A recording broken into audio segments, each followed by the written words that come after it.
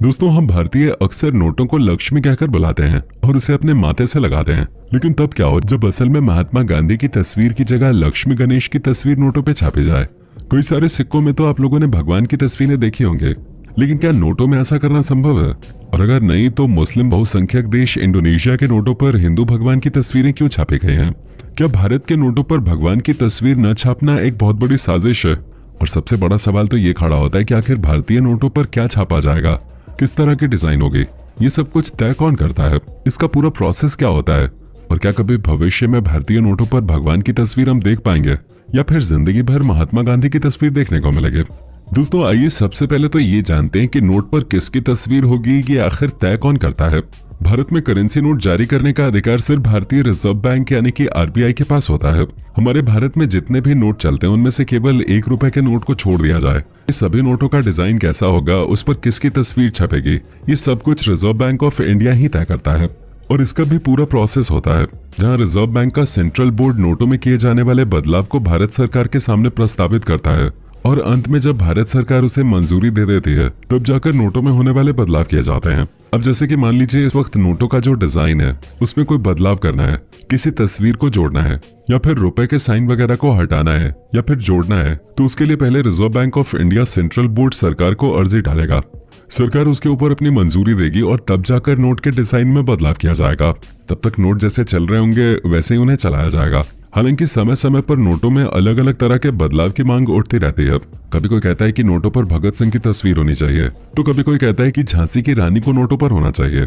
और अब तो भारतीय नोटों पर लक्ष्मी गणेश की तस्वीर की मांग तेजी से बढ़ रही है, जिस पर हम आगे बात करेंगे। लेकिन उससे पहले आप हमें ये कमेंट करके बताएं, क्या आप भी भारतीय नोटों पर लक्ष्मी गणेश की तस्वीर देखना चाहते हैं या फिर अभी की महात्मा गांधी वाली नोटें आपको पसंद है? अपने जवाब आप फटाफट लिख भेजिए। अब दोस्तों, अगर हम अपने दूसरे सवाल पर जाएं कि अगर कोई भारतीय नोटों पर बदलाव करना चाहता है तो ये बदलाव कैसे होगा? इसके लिए आरबीआई एक्ट की 1934 की धारा 22 के तहत नोट जारी करने का एकमात्र अधिकार आरबीआई के पास होता है। और अगर इस नोट में कोई बदलाव करना चाहता है तो धारा 25 के तहत रिजर्व बैंक का सेंट्रल बोर्ड उसे प्रस्तावित करता है और फिर अंत में भारत सरकार मंजूरी देती है। लेकिन करेंसी मैनेजमेंट की पूरी जिम्मेदारी आरबीआई के एक अलग विभाग के पास होती है और फिलहाल इसके अध्यक्ष डेप्यूटी गवर्नर टी रविशंकर जी हैं, जो पूरा कार्यभार संभालते हैं। अब बात करते हैं कि क्या भारतीय करेंसी पर देवी देवताओं या फिर किसी धार्मिक तस्वीर को छापा जा सकता है। तो दोस्तों, आप ये जानकर हैरान हो जाएंगे कि दिल्ली हाईकोर्ट ने दिसंबर साल 2014 को इसी मुद्दे पर सुनवाई की थी और कहा था कि संविधान करेंसी पर धार्मिक प्रतीकों के उपयोग की अनुमति नहीं देता है। यानी कि हमारे देश का जो कॉन्स्टिट्यूशन है वो नोटों पर धार्मिक चीजों को छापने की अनुमति नहीं देता। हालांकि इससे पहले भारत में 5 और 10 रुपए के ऐसे बहुत से सिक्के कुछ नियमित समय के लिए निकाले गए थे जिसमें वैष्णो देवी की तस्वीर छपे थे। लेकिन ये तस्वीरें साल 2002 के पहले के सिक्कों में ही छापी गई हैं। उसके बाद आपको किसी भी नोट या फिर सिक्के में धार्मिक प्रतीक नहीं मिलेंगे।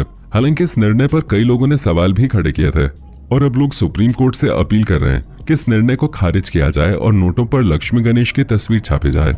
एक तरफ जहां हमारे देश की सरकार भारतीय नोटों पर देवी देवताओं की तस्वीरों को लगाने से इनकार कर रही है, तो वहीं दूसरी तरफ इंडोनेशिया जैसा देश जहां सबसे ज्यादा मुसलमान रहते हैं, वहां की करेंसी पर गणेश जी की तस्वीर छापी जा चुकी है। और भगवान गणेश की तस्वीर वाले ये नोट काफी लंबे समय तक इंडोनेशिया के लोगों ने इस्तेमाल किए थे, जिसमें 20,000 रुपए का एक नोट था जिसमें एक तरफ भगवान गणेश की तस्वीर थी, तो वहीं दूसरी तरफ इंडोनेशिया के पहले शिक्षा मंत्री हजर देवांता की तस्वीर है और पढ़ाई करते बच्चों की तस्वीर भी उस नोट पे लगी हुई है। ये 3 तस्वीरें इंडोनेशिया के नोट पे थीं।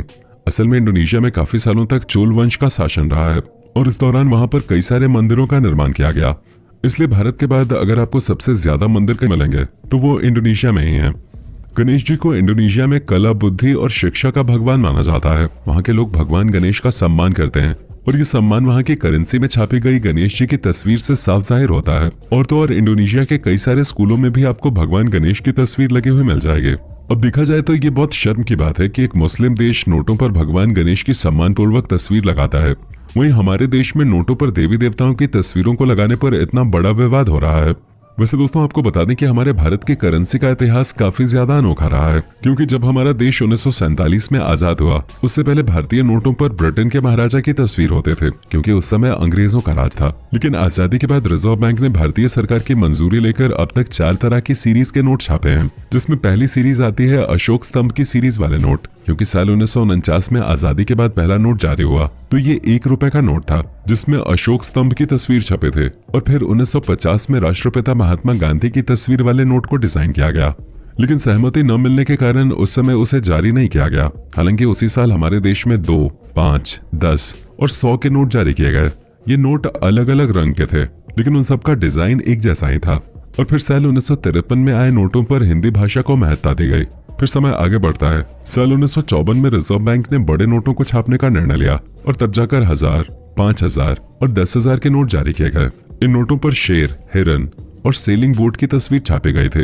ये नोट काफी लंबे समय तक चले, लेकिन फिर 1978 में इन नोटों को बंद कर दिया गया क्योंकि उस समय नोटों की कीमत बहुत ही ज्यादा थी। आप इतना समझ लीजिए कि उस समय 10,000 का नोट आज के समय के 10 लाख के नोट के बराबर था और लोगों के पास ज्यादातर इस तरह के नोट नहीं होते थे, इसलिए इन नोटों को स्थगित करना पड़ा। जिसके बाद साल 1969 में महात्मा गांधी की 100वीं जयंती पे 2, 5, 10 और 100 के नोट जारी किए गए, जिसमें सेवाग्राम आश्रम में बैठे गांधी जी की तस्वीर छपे थे। साल 1972 में पहली बार 20 रुपए का नोट और 1975 में 50 का नोट जारी किया गया। 1975 में 100 के नोट पर कृषि आत्मनिर्भरता और चाय के बगानों से पत्तियां तोड़ने वाली तस्वीरें नोटों पे छापी गईं। ये सारे बदलाव रिजर्व बैंक ही कर रहा था। और फिर साल 1980 के दशक तक भारतीय इकोनॉमी और नोटों में भारी बदलाव देखने को मिला। ये वही दौर था जब देश की इकोनॉमी तेजी से बढ़ रही थी और लोगों की परचेजिंग पावर भी बढ़ रहे थे, यानी कि देश में खरीदारी तेजी से बढ़ रहे थे। और इस दौरान देश में 2 के नोट पर भारत के पहले सैटेलाइट आर्यभट्ट की तस्वीर लगाई गई। 1 के नोट पर तेल के कुएं की तस्वीर थे। 5 के नोट पर ट्रैक्टर से खेत जोतते किसान की तस्वीर थे। 10 के नोट पर कोणार्क मंदिर का चित्र था। मोर, शालीमार और गार्डन वगैरह की भी तस्वीरें नोटों पर छपने लगे। लेकिन पहली बार महात्मा गांधी की तस्वीर वाले 500 के नोट को 1987 में जारी किया गया, जहां 500 के नोट में महात्मा गांधी की तस्वीर के साथ साथ वाटरमार्क में अशोक स्तंभ था, यानी कि नोट के ऊपर महात्मा गांधी की तस्वीर थे, लेकिन जो लाइट में ले जाकर फोटो को देखने पे वाटरमार्क दिखाई देता है उसमें अशोक स्तंभ की तस्वीर थे। फिर महात्मा गांधी के MG सीरीज वाले नोट 1996 में परमानेंट तौर पे छपने शुरू हो गए, जिसमें कई सारे नए सिक्योरिटी फीचर्स लगाए गए थे जिससे अंधे लोग भी आसानी से पहचान सकते हैं। और आजकल के नोटों में तो बहुत ही ज्यादा एडवांस सिक्योरिटी फीचर्स देखने को मिलते हैं। बाकी आजकल किस तरह के नोट चलन में है वो हम सभी को मालूम है। साल 2016 के डिमोनेटाइजेशन से पहले 500 का नोट पीले रंग का होता था, लेकिन अब वो पहले से ज्यादा छोटा हो गया है और उसका रंग भी बदल गया है। शुरुआत में लोगों ने नए 500 के नोट का काफी मजाक उड़ाया और कहा कि ये चूरन के साथ मिलने वाले नकली नोट की तरह है, लेकिन अब वही नोट लोगों को काफी पसंद आ रहा है। दोस्तों, भारत के नोटों का इतिहास और भूगोल अब सब कुछ आपको पता चल गया है, लेकिन अभी भी कई सारे लोग सोच रहे होंगे कि भारत के नोटों में कभी देवी देवताओं की तस्वीरें होंगी या नहीं। तो दोस्तों, इसके जवाब में हम आपसे सिर्फ इतना ही कहना चाहेंगे कि अगर सरकार चाहे तो ऐसा हो सकता है, क्योंकि संविधान में ऐसा कुछ भी नहीं लिखा है। ये केवल एक कानूनी फैसला है जिससे बदला भी जा सकता है। बस जरूरत है तो ज्यादा से ज्यादा लोगों के आवाज उठाने की। दिल्ली के मुख्यमंत्री अरविंद केजरीवाल तो लक्ष्मी गणेश की फोटो के बारे में कहते हैं कि बिना लक्ष्मी जी के आशीर्वाद के भारत की करेंसी आगे नहीं बढ़ सकते। तो वहीं कुछ नेताओं का कहना है कि अगर भारतीय नोटों में धार्मिक तस्वीरें लगा दी जाएंगे तो इससे विवाद भी खड़ा हो सकता है। बाकी आपकी इस पर क्या राय है, हमें अभी के अभी कमेंट करके जरूर बताएं।